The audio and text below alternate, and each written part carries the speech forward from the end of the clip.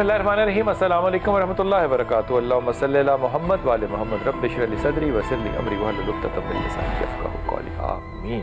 ख़वातीन और हज़रात, आप देख रहे हैं कुतुब ऑनलाइन और मैं हूँ बिलाल कुतुब। और हमेशा की तरह जब भी आपके सवालात और जवाबात और मसाइल सुनने होते हैं, और मैं इस बात को ना बिल्कुल दिल से कह रहा हूँ कि मसाइल सुन के मशवरा देना जो होता है ना, ये अमानत होता है और अमानत को लौटाना होता है। और ये जितनी बड़ी ज़िम्मेदारी है कि मेरे ख़्याल में इसमें आपको एक बड़ा समझते हुए एक तो मेरा गुस्सा और सैरकिज़म भी ले लेना चाहिए, और दूसरा जो हदायत है वो भी ले लेनी चाहिए। और हिशाम इलाही जो होते हैं हमारे साथ, वो हमेशा वो जब आपको हदायत देते हैं तो हदायत के साथ साथ आपको वो या हदीस या कुरान में से जो रेफरेंस देते हैं ना, मेरे ख्याल में ये एक बड़ी इल्मी काबिलियत है। इसको हमारी नई जनरेशन को ख़ास तौर पे, मेरे जैसे बूढ़ों को तो सुनने की ज़रूरत होती नहीं है क्योंकि हमारे दिमाग के ख़यालात इतने पुख्ता हो चुके होते हैं, लेकिन नई जनरेशन को यकीन करें कि ये एक बहुत बड़ी इनलाइटमेंट है। बहुत शुक्रिया हज़रत। हुज़ूर अक़दस रसूल पाक सल्लल्लाहु अलैहि वसल्लम की एक मोहब्बत का तज़किरा करके ना फिर कॉलर के पास जाऊँगा। हज़रत अबू ज़र गफ़ारी बड़े साहबी हैं, बड़े साहबी हैं। अल्लाह के रसूल सल्लल्लाहु अलैहि वसल्लम ने इनके बारे में बहुत कुछ कहा। हुज्जियत के एतबार से इनका जो वफ़ात का वाक़या है वो बड़ा वाक़या। लेकिन ये जब आए ना रसूल पाक सल्लल्लाहु अलैहि वसल्लम के पास हज़रत अबू ज़र गफ़ारी, तो ये इनकी मुलाकात नबी पाक सल्लल्लाहु अलैहि वसल्लम से हुई दारुल अरकम में। तो दारुल अरकम में इन्होंने इस्लाम कबूल किया और वहाँ पे मुकालमा हुआ नबी पाक से, और नबी पाक ने मशवरा दिया कि देखो अभी हम कमज़ोर हैं बहुत, अभी हम अपने दीन की और ईमान की जो है ना वो तबलीग पब्लिकली नहीं कर सकते। तो आपने वो बात सुन ली और उसके बाद फ़ौरन जो है वो खाना काबा में गए और वहाँ जाके उन लोगों को जो कि इनके बड़े चाहने वाले और जानने वाले थे, उनको जाके कुरैश के सरदारान, उनको जाके बताया कि मैं नबी का कलमा पढ़ रही हूँ और मैं नबी का गुलाम हो गया हूँ। ऐलान कर दिया। अच्छा, वहाँ पे इनको ना बड़ी कुट पड़ी, कुट ही का लफ्ज़ हो सकता है, बड़ी मार बड़ी कुट पड़ी। और अगर वहाँ पे हज़रत अब्बास चचा ना आते, और उन्होंने पता कहा क्या आके वहाँ पे, मईशत का हवाला दिया। हाँ बिल्कुल, उन्होंने कहा इस कबीले से तुम्हारे काफिले आते हैं तो तुम्हें मईशत में बड़ा नुकसान होगा, इसको इस पे छोड़ा। दुनिया बदली नहीं है, लोग पता नहीं क्या कहते हैं, गैप है, जनरेशन, कुछ नहीं बदला। आज भी पैसा उतना ही है मैं जितना उस वक्त भी उन्होंने मईशत का सुन के फौरी तौर पे छोड़ दिया। और लेकिन ये उस रात सोए खाना काबा में, अब ये जुमला सुनिएगा, सोए खाना काबा में, और कहते हैं मुझे सारी रात नींद नहीं आई। जब यहाँ तक जुमला पढ़ते और सुनते हैं ना तो लगता है कि वो कुट इतनी पड़ी थी कि जिसमें में दर्द हो रहा होगा इसलिए नींद नहीं आई। तो उन्होंने जब बताया तो साहबी ने पूछा कि अबू ज़र गफ़ारी क्यों नहीं आपको रात को नींद आई?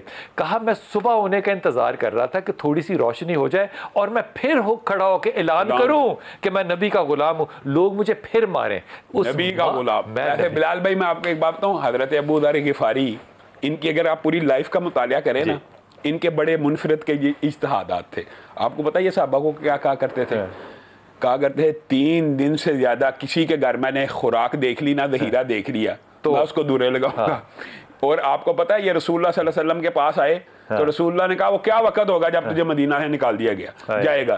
तो वो कहने लगे मैं यमन चला जाऊंगा। ये नहीं कहा कि दुआ करे मुझे ना निकाला जाए, नहीं, जब तुझे यमन से निकाल दिया जाएगा मैं वापस आ जाऊंगा। यानी इस तरह की उनकी तबीयत थी कि सहाबा के पीछे, और ये बहुत ज्यादा मुत्तकी थे, बहुत ज्यादा परहेजगार थे कि सहाबा इनकी जो गिरफ्त थी ना उससे घबराया करते थे।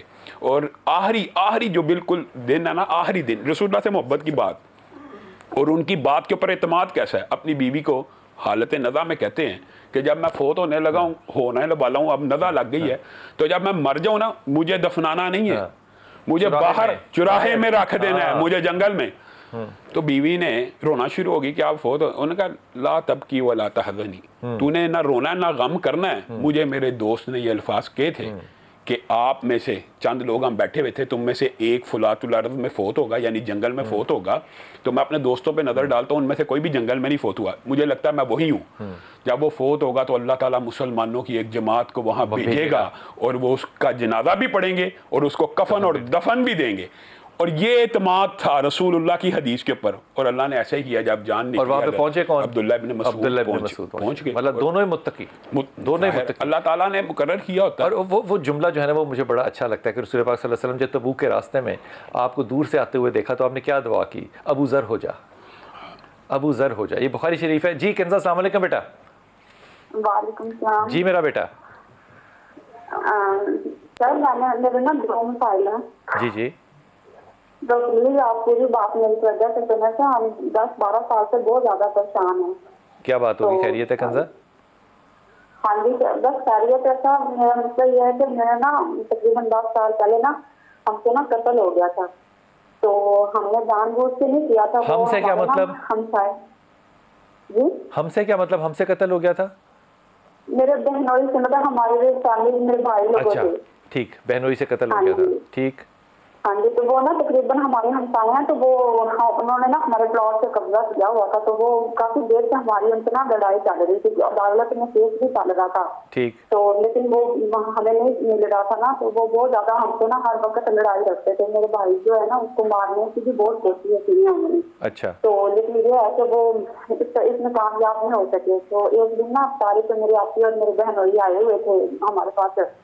तो वो कह रहे दूसरा उसमें ना मस्जिद में नमाज पढ़ने के लिए गए थे। तो वो वहाँ पे ना वो उन लोगों ने हमारे हमसाइयों ने ना मेरे भाई को ना बहुत मारा था। फिर वापस से उसने भी बहुत मारा उसे। तो फिर घर आते फिर उन लोगों को तकरीबन काफी देर से हमसे लड़ाई करने के प्लान में थे। तो उन लोगों ने ना काफी बंदूकें वगैरह इकट्ठी की हुई थी। तो वो लोगों ने ना बहुत ज्यादा फायरिंग की हमारी गली में। हम आमने सामने रहते थे। इतनी फायरिंग 1 घंटा फायरिंग करते रहे। तो हम ना अंदर ही बैठे रहे, मेरे बहनोई मेरे भाई मेरे ताया अबू। तो वो बहुत ज्यादा फायरिंग करते रहे। लेकिन ना हमने ना फिर वो अंदर घुसने की कोशिश कर रहे थे। हमने पुलिस को भी बहुत कॉल की, वो नहीं आई। फिर मेरे बहनोई ने ना हमें अंदर मतलब बंद कर दिया, कहते आप लोग अंदर चले जाओ। हाँ वो भाई मेरे बहनोई और मेरा भाई जो है ना वो बाहर ट्रेन में थे। उन्होंने ना मेरे बहनोई के पास पिस्टल होता था। उन्होंने ना फिर अपने बचाव के लिए ना जेल से ना फायर किए। तो वो ना किसी की टांगों पे लगे, किसी के पाँव पे लगे। तो जो एक है ना उनका भाई, उनको ना सीधा दीवार पे लग के ना फिर कहीं दिल पे जाके लग गया। लेकिन वो भी मेरा बहनोई कहता कि लगता मेरा फायर लग गया। लेकिन उसकी बीवी और मतलब मोहल्ले वाले कहते हैं कि लोगों ने ज्यादा फायरिंग की है तो उनकी ही गोली लगी होगी।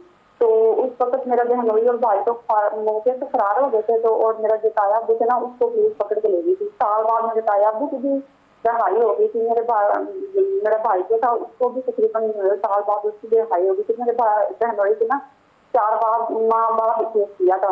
तो उनको उन्होंने नामजद किया हुआ था। तो वो तकरीबन 10 साल हो गए हैं। तो वो उसकी रिहाई नहीं हो रही, जमानतें भी मतलब खारिज हो जाती हैं।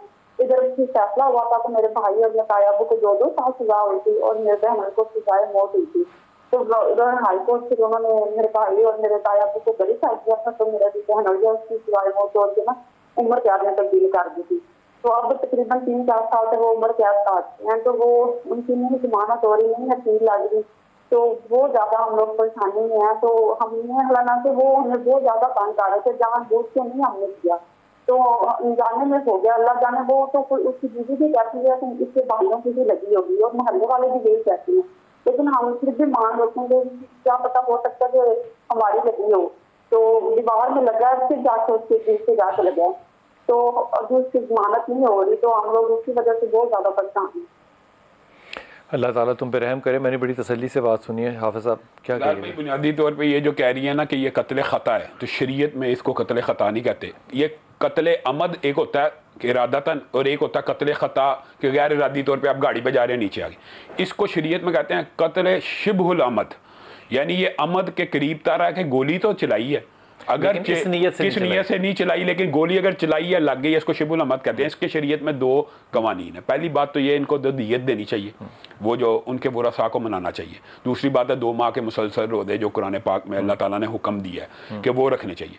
तीसरी बात यह फिर भी अगर ये समझती हैं कि ये बेकसूर हैं, इसके लिए कुरान पाक की एक आयत है जो वजीफ़ा मुजर्रब है, वो ये है रब्बी इन्नी मगलूबुन फंतसिर, ए अल्लाह मैं मगलूब हो गया हूँ, तू मेरी मदद फरमा। ये आयत ये कसरत से पढ़ें तो ये अल्लाह ताला इसके अंदर से ज़रूर सबील पैदा करेगा। ये जो हज़रत मूसा का वाक़यात कुछ वाक़या लोग पेश करते हैं ना कि हज़रत मूसा ने मुक्का मारा था, तो वो एक्चुअली कत्ल ख़ता था कि मुक्के से कोई नहीं मरता। समझ रहे हैं ना? कत्ल ख़ता का और कत्ल शिबुल अमद का फ़र्क होता है। ये बार शिबुल अमद में इनको इसके लिए प्रोसेस पूरा इंटेंशन के करीब तरीन है। बिल्कुल बिल्कुल इंटेंशन के करीब, इंटेंशन नहीं है। हाँ। लेकिन ऐसा आला इन्होंने चलाया कि जिससे होता ही कत्ल है, जिससे होता ही कत्ल है। इंटेंशन चाहे कत्ल। अच्छा मुझे वैसे ये भी बात समझ में नहीं आती कि जब आप इतने नमाजी और परहेजगार हो कि आप मस्जिद में जाके नमाज पढ़ रहे हो, तो फिर आपको जरा अपने गुस्से पे भी काबू कंट्रोल करना चाहिए। लेकिन हो सकता है इनकी बात दुरुस्त भी हो, दूसरे फरीक को नहीं सुना, हो सकता है बाकी उन्होंने दिफा में चलाई हो। पॉसिबल है इसमें भी। शरीयत का जब भी फैसला करना हो तो ये मैं तमाम उन दोस्तों बहन भाइयों से कहता हूँ जो सुन रहे हैं, कभी भी एक फरीक यकतरफा फरीक के ऊपर तो फैसला दाऊद ने फैसला नहीं कर सकता, कभी भी फैसला नहीं कर सकता। जी रूबा, अस्सलाम वालेकुम बेटा। वालेकुम अस्सलाम। सर अरीबा लाहौर से बात कर रही हूँ। जी अरीबा, जी जी बेटा। सर मुझे 3 बातें पूछनी थी। पहली बात ये कि मेरी बहन का नाम मरियम असलम है, उसका रिश्ता अंसर जावेद के साथ करना है। मेरी अम्मी राजी हैं लेकिन अब्बू का दिल नहीं मानता वहाँ रिश्ता करने के लिए, तो क्या ये रिश्ता करना सही रहेगा कि नहीं रहेगा? नहीं, पहले ये बताओ कि अब्बू का क्यों दिल नहीं मानता? वो क्योंकि वो लड़का गांव से बिलोंग करता है और मेरी सिस्टर ने पीएचडी की हुई है। वो कहाँ से बिलोंग करता है लड़का? गांव में रहते हैं वो। गांव में रहता है। जंग में गांव में रहते हैं। तो ये आपकी बहन की मरियम की पसंद है? जी उनकी पसंद है। तो मरियम तुम्हारे ख्याल में मान जाएगी अब्बा की? नहीं, वो नहीं मानेगी। वो कहती है कि कर दे, और मेरी अम्मी भी कहती है कर दे, लेकिन मेरे अब्बू नहीं मानते। तो और आप ये बताइए रिश्ता करना ठीक रहेगा कि नहीं? नहीं, बात ये नहीं है कि ठीक रहेगा कि नहीं, ये तो बात की बात है ना। का सवाल आ गया ना। ये तो शरीयत का हुक्म है कि दो मोहब्बत करने वालों के लिए बेहतरीन चीज निकाह है, और वहां पे शादी होनी चाहिए जहां पे बच्ची चाहे, जब चाहे, इस पे कोई दो राय नहीं है। और लेकिन इससे मैं बिल्कुल अलग बात कह रहा हूँ। अब्बा को थोड़ा सा ये ख्याल करना चाहिए कि मरियम ने मानना ही नहीं है। पीएचडी और नो पीएचडी ये इशू नहीं है, मरियम ने नहीं मानना।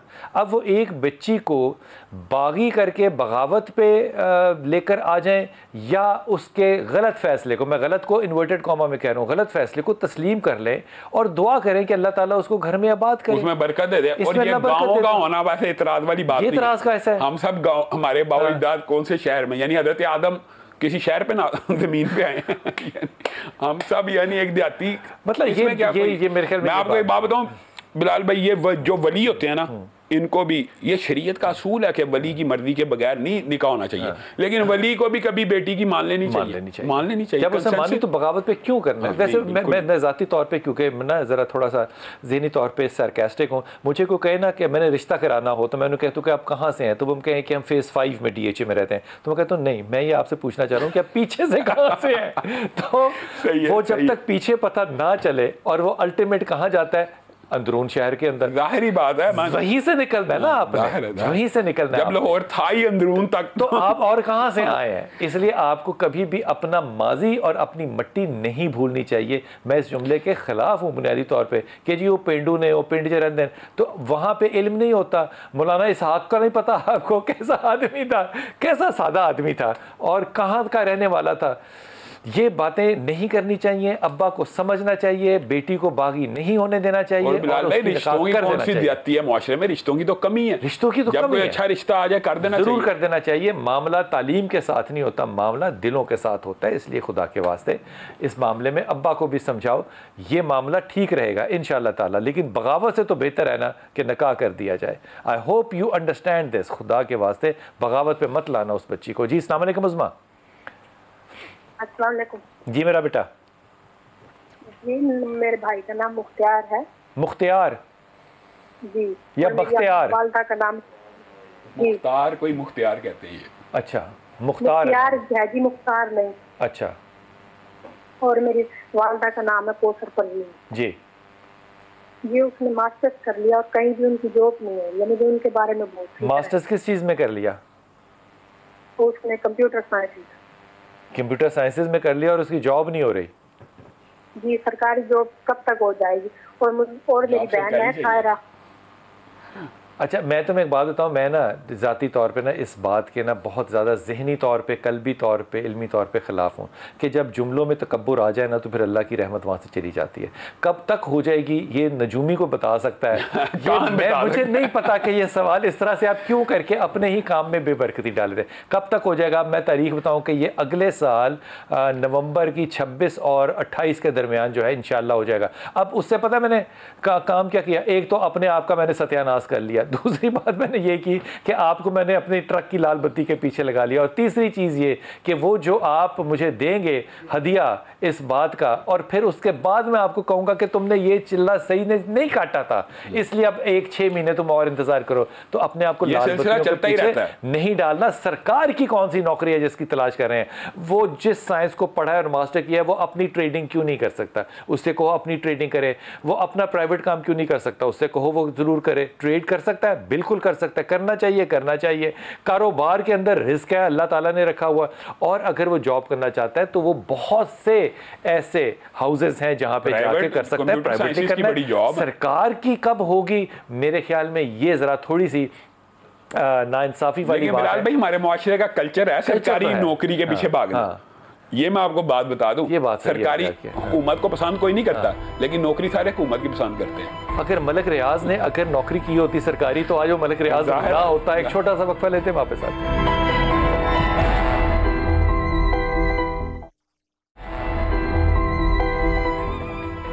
बिस्मिल्लाहिर्रहमानिर्रहीम। जनाब अली हुजूर ये फरमाइए कि ये जो कल्चर होता है जिस पे कि मुझे थोड़े से मैं अदब के साथ कह रहा हूँ, मुझे गुस्सा भी आता है कि जी कब तक होगा, ये पूछना क्या जायज़ है कि जी कदों तक रोएगा? लाल भाई ये तो रसूलुल्लाह सल्लल्लाहु अलैहि वसल्लम से भी पूछना जायज़ नहीं था, अगरचे उनके ऊपर तो वही आती थी।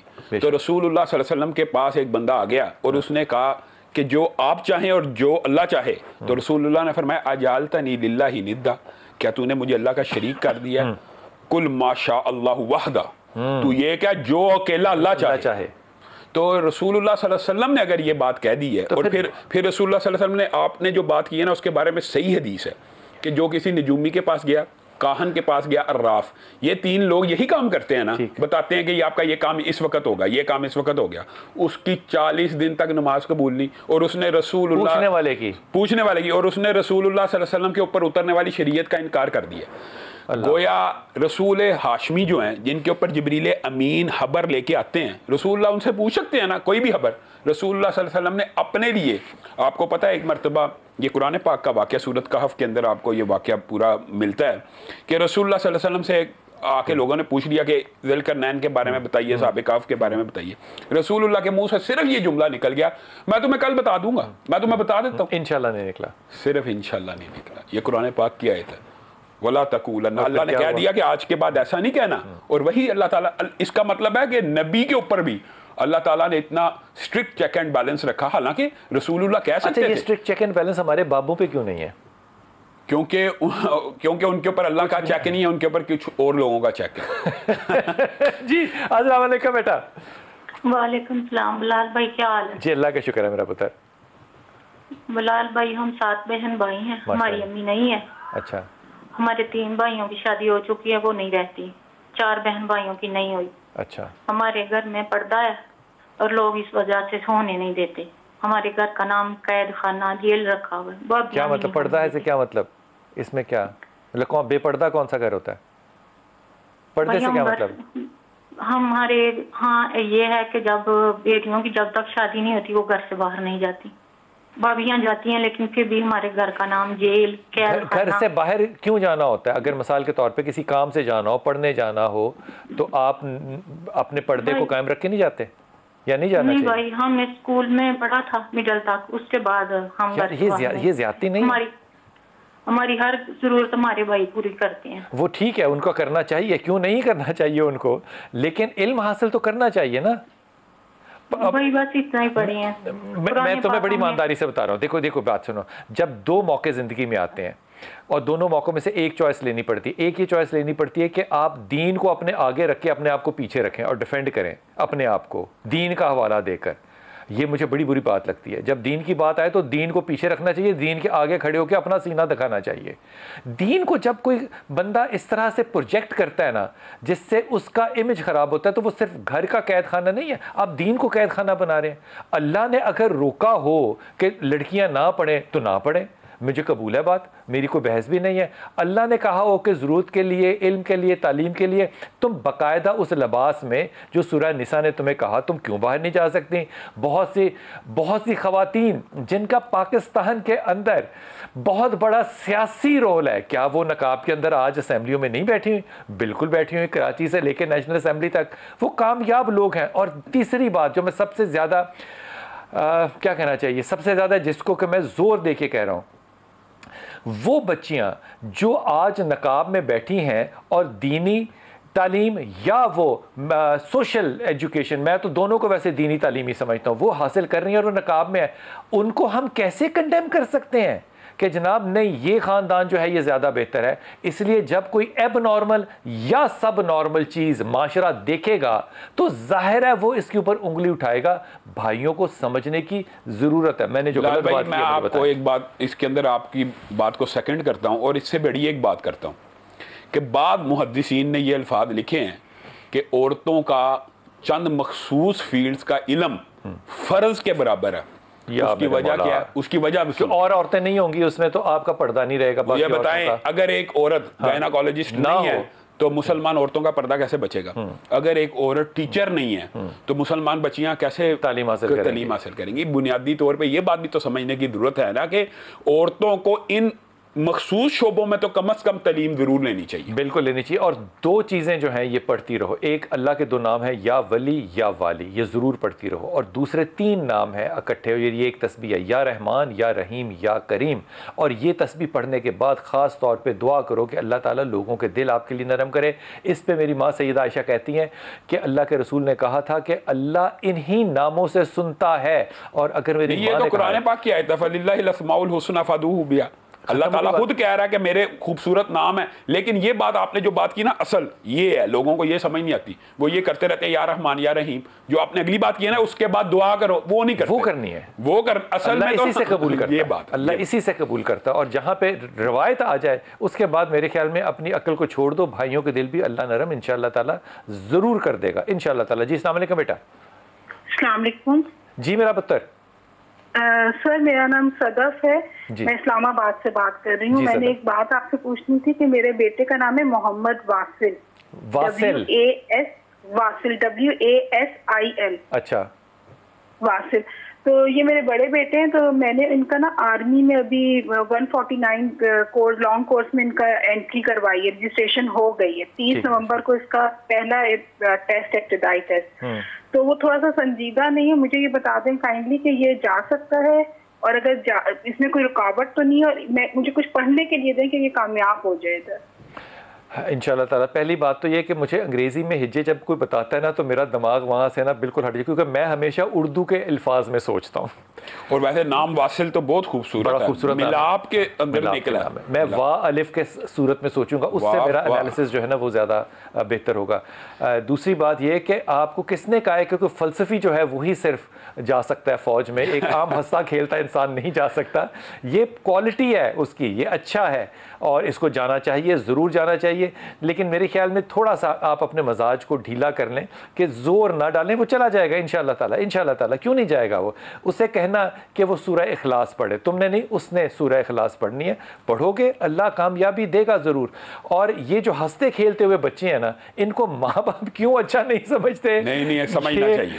ये मेरे लिए ज़रा मुश्किल है बात, समझना चाहिए, ज़रूर समझना चाहिए। वो रसूल पाक सल्लल्लाहु अलैहि वसल्लम की जिस बच्चे ने खिदमत की थी, माँ दे गई थी और वो बाहर जाते थे तो उन्होंने कहा रसूल पाक सल्लल्लाहु अलैहि वसल्लम काम भेजते थे, मैं बाहर खेल में लग जाता था।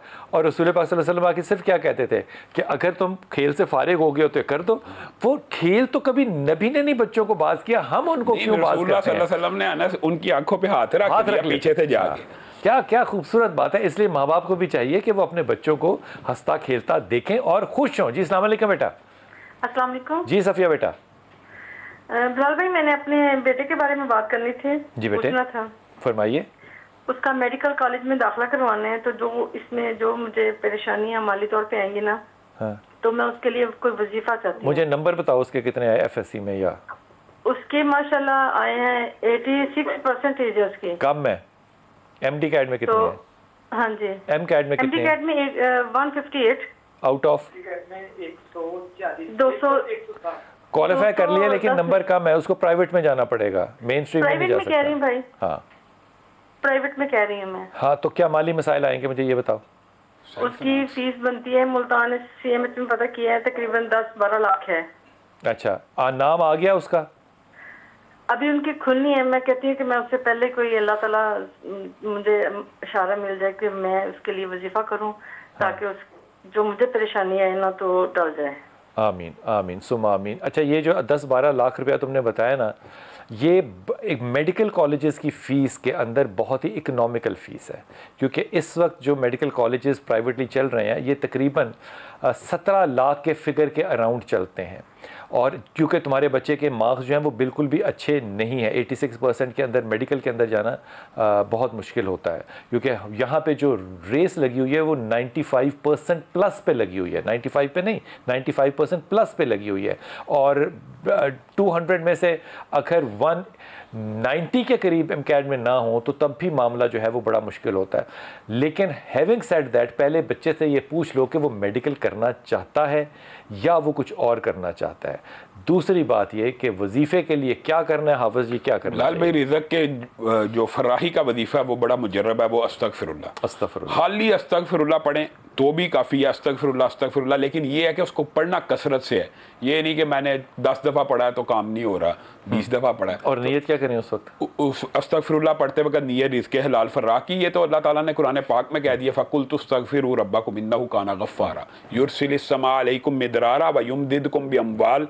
अल्लाह कह रहा है कि जब बंदा कसरत से इस्तगफार करता है ना तो अल्लाह ताला उसको रिज़्क़ हलाल फर्रा नसीब करता है। तो सिर्फ इस्तगफार की, लेकिन कई दफ़ा लोग ये समझते हैं इस्तगफार पढ़ना है तो 10, 15, 20 दफ़ा पढ़ लिया तो शायद काम हो जाएगा।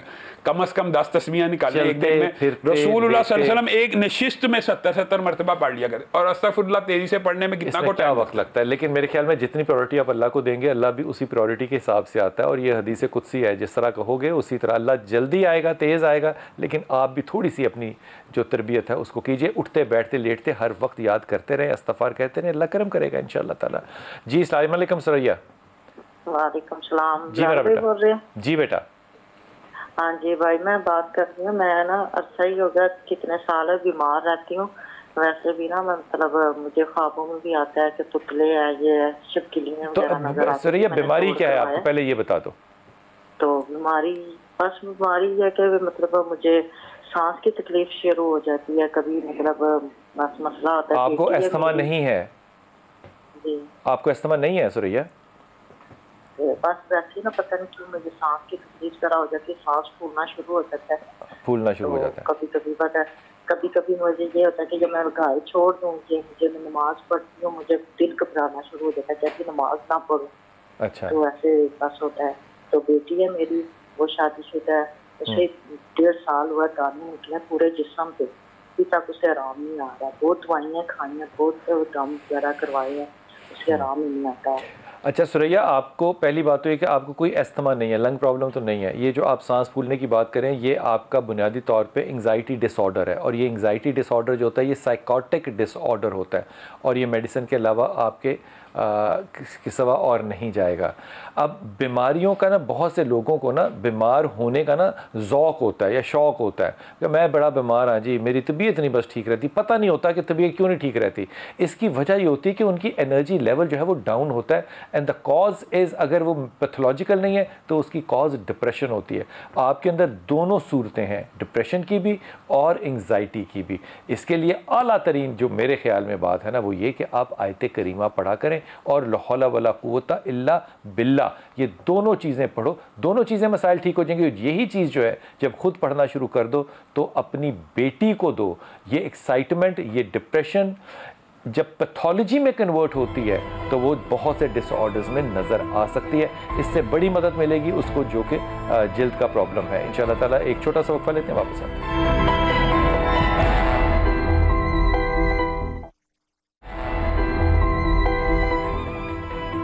बिस्मिल्लाहिर्रहमानिर्रहीम। हुज़ूर अक़दस, ये जब वाक़या तबूक का पढ़ते हैं तो इसके अंदर एक बड़ा नाम है हज़रत काब बिन मालिक का, जो कि अल्लाह ने कह दिया था कि जो तबूक में नहीं जाएगा वो मुनाफिकीन में से होगा। यानी कि क्लियर कट आ गया था कि कौन जाएगा और कौन नहीं जाएगा, मुनाफिक और ईमान वालों के। लेकिन हज़रत काब नहीं गए थे, हज़रत काब बिन मालिक नहीं गए थे। तीन सहाबी थे, लेकिन मैं सिर्फ हज़रत काब बिन मालिक की बात कर रहा हूँ। ये नहीं गए थे, लेकिन इसके बावजूद अल्लाह ने इनकी माफ़ी उतारी, तौबा कबूल की। 40 दिन तक रसूलुल्लाह सल्लल्लाहु अलैहि वसल्लम, देखें कितनी अजीम आपने रिवायत पेश की है कि रसूलुल्लाह सल्लल्लाहु अलैहि वसल्लम से जो आके झूठ बोल रहा था ना, हाँ, कि मेरा ये बहाना है, मैं इस वजह से नहीं गया, रसूलुल्लाह उनके बहाने कबूल करते जा रहे थे। जिन्होंने आके सच बोला, हाँ, कि सीधी बात है, कोई वजह नहीं, फल पके हुए थे, और उस वक्त अपना बाग छोड़ने का दिल नहीं था कर रहा, सोचा था कि जाएंगे, कल जाऊंगा, परसों जाऊंगा, लेट हो गए। तो रसूलुल्लाह सल्लल्लाहु अलैहि वसल्लम ने तीनों सहाबा से मुकाता कर दिया, बात बंद कर दी, और फिर इनके ऊपर ऐसी जिंदगी तंग हुई है। पूरा वाक़या कुरान पाक के अंदर और बुखारी शरीफ की तवील तर हदीस है, ये बहुत लंबी। लेकिन जिस वक्त अल्लाह रब्बुल इज़्ज़त ने इनकी तौबा को कबूल किया है, वो अल्लाह ताला ने कुरान पाक के अंदर तो जो तौबा की कबूलियत थी उसका ऐलान किसने किया था? हजरत अबू बकर सिद्दीक ने।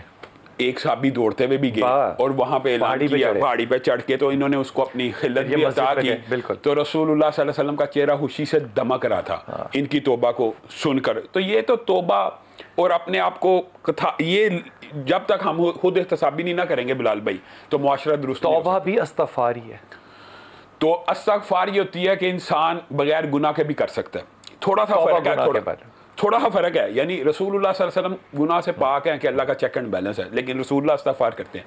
तौबा होती है अपने किसी गुनाह के ऊपर नादम हो जाना, और उस गुनाह का इसलिए कहते हैं अल्लाह ताला जो नहीं याद, अल्लाह ताला तो उसकी भी तौबा करते हैं। अल्लाह तो नहीं भूलता, इंसान तो गुनाह करके भूल सकता है। तो अल्लाह ताला से ये दुआ करनी चाहिए, अल्लाह ताला ना करदा गुनाह जो याद हैं उन गुनाहों का, और जो नहीं याद उन सबकी तौबा। एक बात मैं जरूर कहना चाहता हूँ, वो जो सवाल है ना बिलाल भाई, खास तौर पे जितने भी ये सवाल आते हैं, वहम, वसवसा, ये डिप्रेशन जिसका आपने वजीफा बताया, ला हौला वला कुव्वता इल्ला बिल्लाह, आपने बड़ा ज़बरदस्त वजीफा बताया। लेकिन उकबा बिन आमिर को रसूलुल्लाह सल्लल्लाहु अलैहि वसल्लम ने सही हदीस में इसका एक खुद वजीफा बताया।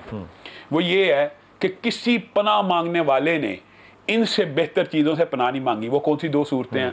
आखिरी दो सूरतें हैं, कुल आउज़ बि रब्बिल फलक और कुल आउज़ बि रब्बिन नास। और हैरान कुन बात है बिलाल भाई, आप ज़रा गौर करें, कुल आउज़ बि रब्बिल फलक, एक अल्लाह की सिफत बयान की और चार चीज़ों से पनाह मांग ली, हासद से, जादू से, जिन्नात से। और अगली सूरत में कुल आउज़ बि रब्बिन नास, मालिकिन नास, इलाहिन नास, अल्लाह की तीन सिफतें बयान करके किससे पनाह मांगी है? मिन शर्रिल वसवासिल खन्नास। सिर्फ वसवसों से, सिर्फ वसवसों से और वहम से, यानी तीन सिफात बयान करके सिर्फ वसवसों से पनाह मांगी गई है जो शयातीन और इंसान के दिमाग में डालते हैं।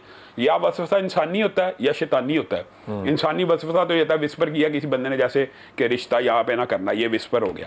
और बाकी जितने भी वसवसे, ये शैतानी काम ही है फिर। हाँ, काम तो ये काम तो ये भी शैतानी है। तो अल्लाह ताला ने इसीलिए इस सूरत को नाज़िल किया ना, कि अल्लाह ताला ने कहा कुल आउज़ बि रब्बिन नास, मालिकिन नास, इलाहिन नास, मिन शर्रिल वसवासिल खन्नास, अल्लज़ी युवस्विसु फी सुदूरिन नास मिनल जिन्नति वन नास। अल्लाह ने भी कह दिया जिन्नों में से भी वसवसा डालने वाले हैं और इंसानों में से भी। तो वसवसों से अगर बचना है तो ये सूरतें कसरत से पढ़ें, और इनकी तादाद भी रसूलुल्लाह सल्लल्लाहु अलैहि वसल्लम की बाब हदीस में मौजूद है कि 3 मरतबा पढ़नी चाहिए, कम अज़ कम 3 मरतबा पढ़नी चाहिए। कुल या अय्युहल काफिरून जो बंदा पढ़ता है ना, उसको 4 दफ़ा पढ़ना चाहिए। अच्छा, ये भी बात आई है, तो कुल या अय्युहल काफिरून हम कहते हैं चारों कुल 3 दफ़ा पढ़ लो। इसमें बुनियादी तौर पर आखिरी 3 कुल 3 दफ़ा हैं, और जो कुल या अय्युहल काफिरून है वो 4 दफ़ा, क्योंकि वो 1/4 कुरान के बराबर है, और बाकी कुल। क्या बात है जी। अस्सलाम वालेकुम जी मेरा पुत्र। वालेकुम सलाम जी तंजीला जी। सर मैंने अपने बारे में पूछना था। बेटा बोलो बेटा। लेकिन सर मैं ऑनलाइन नहीं पूछ सकती, लेकिन आप मुझे बता दें कुछ। मेरा नाम तंजीला है और मेरी मम्मी का नाम सुरा है। अच्छा, एक पहली बात तो ये कि तुमने अपनी ज़िंदगी में अपनी शादी का फैसला खुद नहीं करना। ये समझ में आती है तुम्हें बात? जी। बिल्कुल नहीं करना, और ये फ़ैसला अपने माँ बाप को करने देना, ख़ास तौर पे अब्बा जान को करने देना। दूसरी बात यह है कि तुमने अपनी तालीम को, काबिलियत को अपने बढ़ाना है, तालीम तुम्हें नहीं छोड़नी चाहिए। तीसरी चीज़ और सबसे ज़्यादा बड़ी चीज़ और सबसे अहम बड़ी चीज़ कि ज़िंदगी में आज बैठ के ना एक ज़हनी फ़ैसला करो। ये ज़हनी फ़ैसले होते हैं, और जब कोई शख्स कहता है ना जी मैं सीख रहा हूँ, कोई सब एवं ही होती हैं बातें। ज़हनी फ़ैसला होता है बस, और वो इसके लिए 1 सेकंड लगता है। वो ये कि मैं शुक्रगुज़ार हूँ कि नहीं हूँ। अल्लाह अकबर। शुक्रगुज़ार जो बंदा बन जाए ना, मैं कहता हूँ यकीन करो, उसकी ज़ुबान अल्लाह मीठी कर देता है, उसका ख्याल पाक कर देता है, उसके लिए ज़िंदगी आसान कर देता है। ये सबसे अहम, मैंने 1 2 3 कहा है, तुम 3 2 और 1 की तरफ जाओ। अल्लाह ताला ज़िंदगी में वो तमाम मुश्किलात आसान करेगा मेरी बेटी, जो तुम्हारा वहम है कि वो होंगी और वो होंगी नहीं। ये 3 बातें लेकिन तुमने याद रखनी है। जो दूसरी बात है तालीम वाली, वो ऑप्शनल है, लेकिन वो ज़रूर करो। इसलिए मैं इस बात पे इतनी ज़्यादा ज़ोर देता हूँ। एक तो लड़की होने की वजह से ख़वातीन के पास वसाइल कम होते हैं, अपॉर्चुनिटीज़ कम होती हैं, लेकिन दूसरा अल्लाह ने जो फजीलत दी है ना, वो इल्म वाले को दी है। अपने आप की फजीलत को कभी भी सरेंडर नहीं करना चाहिए। अल्लाह तुम्हारे लिए आसानी पैदा करे, बहुत आसानी पैदा करे इंशाल्लाह। तुमने लाहौल की तस्बीह, लाहौल वला कुव्वत इल्ला बिल्लाह की तस्बीह और या वली या वाली की तस्बीह, ये दोनों पढ़ते रहना है तंजीला। अल्लाह तुम्हारे लिए बहुत आसानियाँ फरमाएगा इंशाल्लाह। जी अस्सलाम वालेकुम। जी वालेकुम अस्सलाम जनाब याली इरफान भाई, मेरा मसला है, परेशानी है जी कुछ। जी बिस्मिल्लाह, हुक्म, क्या परेशानी है इरफान? परेशानी ये है जी, रिश्ता नहीं कहीं कर पा रहा है मेरा। जी कहाँ चाह रहे हो तुम? जी चाहते कहाँ हो? चाहता तो कहीं भी नहीं, यही चाहता हूँ कि रिश्ता कहीं ना कहीं हो जाए, कहीं भी हो जाए। जी पक्की बात है जी बिल्कुल। तो कहाँ तुम, पाकिस्तान में करना चाहते हो, अफगानिस्तान में करना चाहते हो, फ़लस्तीन जाना चाहते हो, कहाँ? पाकिस्तान में ही हो जाए तो बड़ी बात है जी। पाकिस्तान में हो जाए, इसमें लेकिन उम्मीद है बाहर की। हाँ। तो ये बताओ कि तुम्हारी कोई कैद है कास्ट की, कोई और चीज़, कोई डिमांड, कोई लेना कोई देना? किसी चीज़ की डिमांड नहीं है जी मेरी। तो कोई तो डिमांड होगी ना, मतलब ये डिमांड तो हो सकती है ना कि जी शरीफ लोग हों, अच्छी खातून हो, घर बनाने वाली हो, ये डिमांड तो जायज़ है ना? हाँ जी ये बिल्कुल यही, शरीफ औरत हो जी, बस यही है डिमांड मेरी, घर बसने वाली हो जी बस।